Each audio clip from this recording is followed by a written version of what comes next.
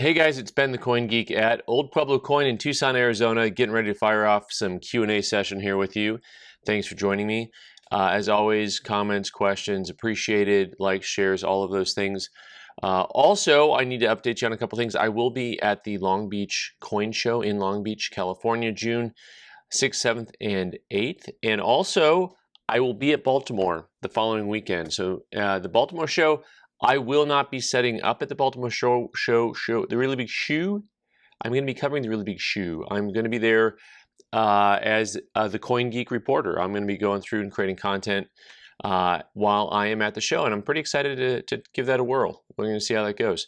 So that is the biggest updates for now. In the meantime, let's talk a little bit about what you guys are talking about, right? Just try not to sing too much here for you guys. All right, let's see. Rabbit Trail, Michael says, Rabbit Trail, NCS has a typo on the body bag. Pre-printed text, they confuse the contraction it's, IT apostrophe S. It is, when they intended the possessive, it's sloppy, very sloppy. This makes me happy for a couple of reasons, because one, I'm not all that good with words. Two, it's like the happy side effect of having a social media area where people see things and comment. Three, Weird Al would be very happy about these word crimes. And four, this video is pretty old, so I like the fact that I think it took a year or more for somebody to notice that. So kudos, you go to the front of the class. Michael, I think that's fantastic. All right, let me see what else we got going on here. And see what happens when your phone breaks. Gmail here says CMQ results of 5/17/24. CMQ is Stax Bauer's basically their answer to CAC. They're doing their own quality control sticker. I know some of you are just already rolling your eyes here, but I found this interesting. Someone sent in that they sent in 100 random NGC PCGS coins. And they got 36 of them approved, and they said that is a very similar rate to CAC. CMQ emailed the results just 3 days after they received my coins. 250,000 total wholesale value. Observation: CMQ favors eye appeal more than CAC does, but has a tad less concern about professional conservation, aka doctoring. Conclusion: CMQ is a keeper. This was a fun little comment. I have no way to verify any of this stuff, but you guys don't lie to me, so I'm going to say attaboy.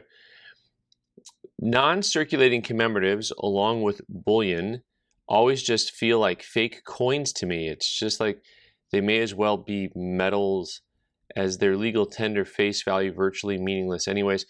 So thank you, Ferret Lord 2287, for this comment. So sometimes we make videos about the modern circulating, non-circulating, the modern commemorative dollars. Half dollars, the big ones that are usually made out of silver on the dollars, and the half dollars are usually copper nickel. And what's interesting to me about this is I just think, would it be any better for you if the coins were circulating? So if we had circulating commemoratives, would that make a big difference for you? I don't know. It's just a question I'm having for the group. I have group. What? For the group of you, you guys can let me know what you think. Would you like to see circulating coins that are commemoratives?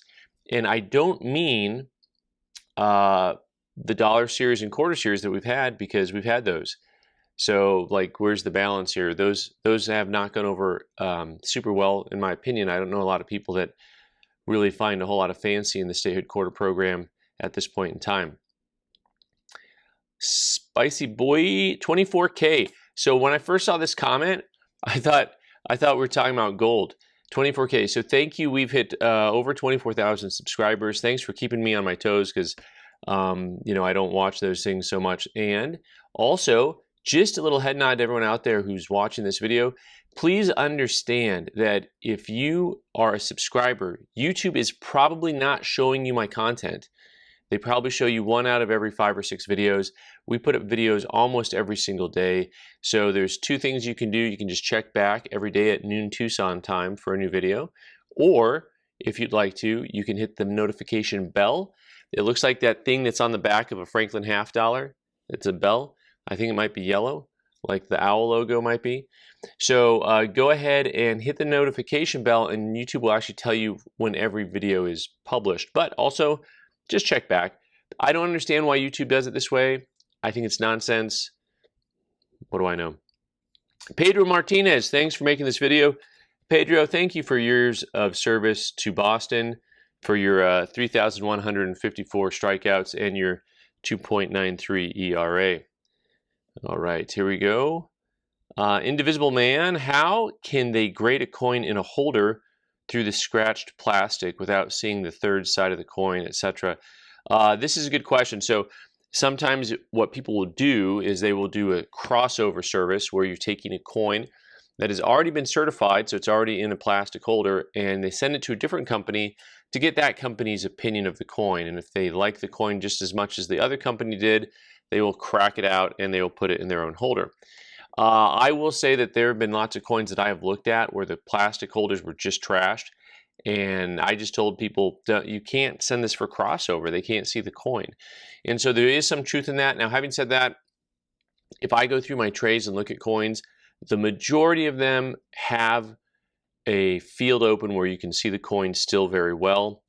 But y'all been there, man. I see coins all the time that are coming through that have scratches on the surface of the plastic, and you just can't see the coin very well. And that's why a lot of people will use grading companies' reholdering service, where you send the coin in, and I think it's like $5 or $10, plus shipping, plus handling both ways, and pretty soon it's $60. But anyways, other than that, it's like $5 to put it in a new fresh slab, a new fresh holder for you.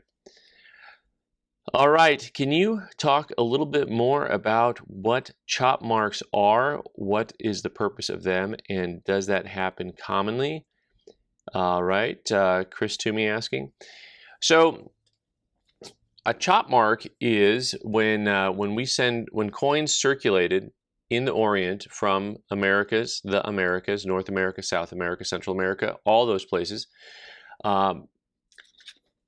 vendors would go ahead and get a new coin, and they would hit it with their little chop mark. They'd put a mark on it, and that would tell people in the community that this coin is accepted here, that it is still in, it is silver and it's accepted here. So it gave it, it's a little bit like CAC and CMQ is for graded coins apparently.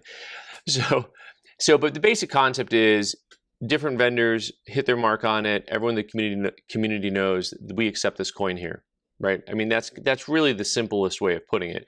And a lot of coins went, especially in the 17 and 1800s, into the Orient because the Orient was devoid of silver for the most part. Now, they traded their textiles and ceramics, and a lot of that stuff went back to Europe. And so, but a lot of it traded through the Americas. So you see a ton of stuff that went from South America, North America, up into the Orient, got chopmarked, got traded. So whenever you see that, also think about the fact that not only was that coin there, but most likely that coin was used to pay for something that came back over here. And anyways, I find all the history there really intriguing. We got a lot of questions about these. I'm going to get back to that one here. How can a trade dollar that's been to China be uncirculated? We had a user asking, and John saying, on the trade dollar, I don't see how it's traveled from the U.S. to the Orient, got passed around enough to receive multiple chop marks, and yet supposedly remain uncirculated according to ICG. I think there's a lot of issues with that coin. Crack it out and send it in. I think you get cleaned and questionable color. Someone else saying, I came to the comments to see if anyone else shared my sentiment. Glad I'm not the only one. So specifically, I had a trade dollar that was sent in for crossover. It's in an ICG holder, and PCGS did not cross it, but they didn't cross it because they called it questionable color or something along those lines. Just silly. It's a beautiful coin. To the comments about how can it circulate and be uncirculated, this is a very common thing. If you look at most of the Morgan dollars that we have that are uncirculated, they circulated. They literally were from the mint into circulation, and they're technically uncirculated when you pull them out. Because wear does not appear simply by having a coin be handled one time. So you have to actually have signs of where to call something almost uncirculated instead of uncirculated. There are people who think, because of the titles that we use, that if you take, as an example, a brand new uncirculated commemorative coin and you just pull it out of that plastic holder, now it's circulated because it's out of the plastic holder. That's not what it means. Uncirculated condition and almost uncirculated condition refer to whether or not you can see physical wear on the coin. Right? Some of those standards are not as strict as they used to be.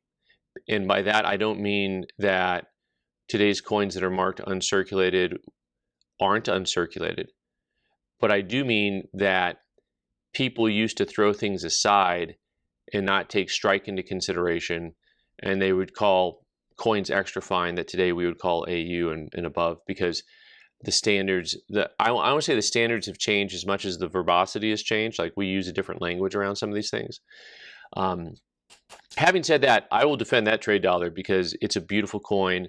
It's an original coin, and I would call it uncirculated because it has full luster, no signs of wear, even though it has like 20 chop marks on it. You know, pass it around, chop it down, let's have some fun.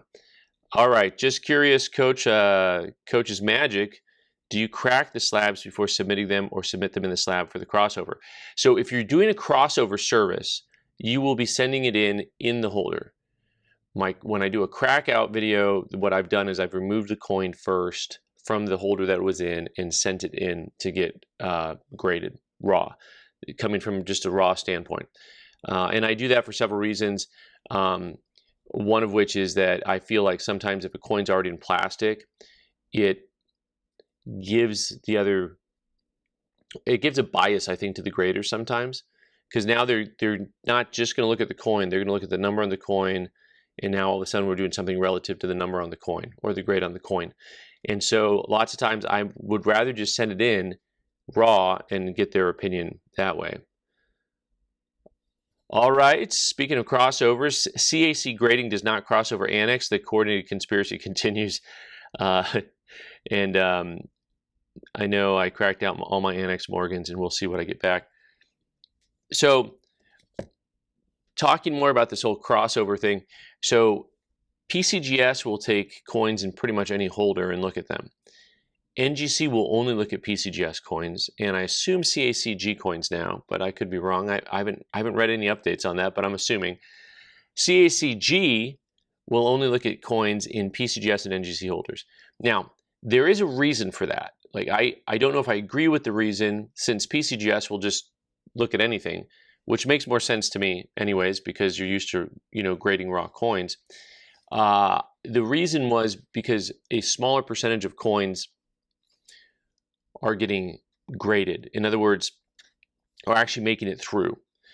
And the reasoning that I've heard is that, for example, if you're taking a third-party service that's really not reputable, and I know I'm not talking about Annex, because I think CACG should absolutely take Annex coins and crossover. There's no reason not to, in my opinion. So, but if you take some of these other third-party grading services that are really no name, like they're really bad, you can look at 100 coins and only cross over 2 or 3.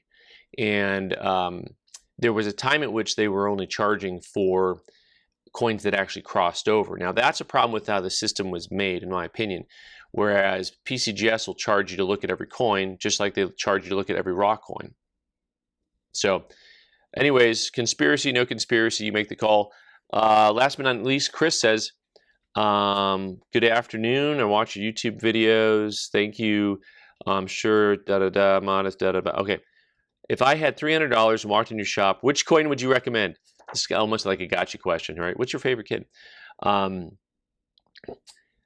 Caveat, I don't think I'm a fan of Morgan's. Any advice would be great. Okay, so fun thing about this question. Now, I wish there's a little bit more details to it, as far as, like, I would kind of ask a few questions for Chris here. But having said that, I love putting a budget together on top of your collecting views, because this is really important for anyone who's new to collecting or even old to collecting. Understanding price point and putting together a game plan for what you want to collect, it all kind of goes together. You can't ignore these things. So I recently did a video on collecting proof mercury dimes, And this is a fun answer to your question. Now I'm going to go beyond the proof Mercury dimes, but I mean, realistically, that's a nice selection for a couple reasons. One, it's a doable collection. So I'm going to assume you have $300. Let's just say every couple months. Let's not call it every month. Let's call it every 2 months. You know, you're looking at something that you can probably assemble over time in a year's time, or maybe a little bit more. And you have coins that are beautiful. They're not super easy to attain. They are not common. Like, I don't see a lot of proof Mercury dimes, honestly. You have a lot of production rates of less than 15 or 20,000 coins, and so it's kind of a fun area that you can both collect something that's attractive, scarce, not too expensive, and it's completable. And one of the things that gets you away from things like a Morgan dollar set or some other sets is that you'll have a bunch of coins that you can purchase, and then there's a coin that looks like it got ran over, tarred, and feathered, and it's $1,000. And you're like, I don't want to do that, right? So it's fun if you want to do like a series, and there's lots of series kind of similar. I mean, you can do the same thing with like Proof Franklin's, little pricier. Those first couple, 2-3 years can get a little pricey on you. But also you can still adjust for grade. You can buy a coin that's not as high of a grade and still enjoy it. Beyond that, because at any given time I have lots of different coins in store here. Chris did not say that he only wanted US coins, but I would say if you're going to go outside of that at any given time, if you've got a $300 budget, I would peruse the world and ancient market and buy anything that catches your eye. Right? Anything that you think is really beautiful, really attractive. You can buy coins that are either from the last century that are very, very high grade, that are beautiful, or sometimes you can buy coins that are 2,000 or 3,000 years old. And I know I said 3,000 years old. You guys can just correct me later. You can buy coins that are very old in that price point that are still attractive. And those are fun things to look at. If you're sticking just to US coins, excuse me while I get verklempt here, get yourself a red book, right? This is where it all begins for most US collectors. If you're new to collecting coins, the red book's kind of the everyday man's guide, and you can go ahead and check out kind of price points on things, know ahead of time. Is a series completable? Is it not completable? Lots to do there. You can start putting together a US commem set. Most of those coins are $300 and under for the old coins. But then again, you start getting to that problem where all of a sudden you're going to run into those $1,000 coins, right? So anyways, so much good stuff there, guys. Thanks so much for watching. I appreciate it. I'm Ben the Coin Geek. You can subscribe by clicking on the owl button in the corner and watch more videos on the right side of the screen. Who gave this guy a pencil? Thanks.